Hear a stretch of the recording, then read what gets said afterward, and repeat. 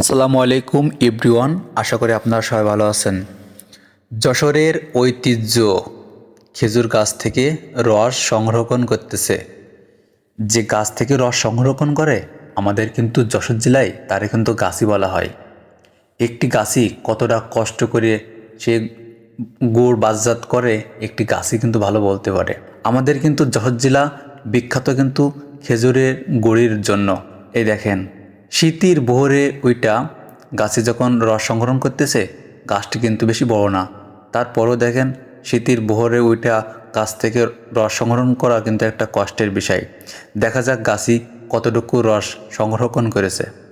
দেখেন, আলহামদুলিল্লাহ অনেকটা রস সংগ্রহণ করেছে। এ জায়গায় 3 ডে ভাড়ে রস সংগ্রহণ করেছে। আমাদের যশোর জেলায় কিন্তু ভাড় বলে। আপনারা কি বলেন এই যে যাতে রস সংরক্ষণ করা হয়, কমেন্টে কিন্তু জানিয়ে দেবেন। এমন ভিডিও দেখতে সবসময় পাশে থাকুন। সবাইকে অসংখ্য ধন্যবাদ। আসসালামু আলাইকুম।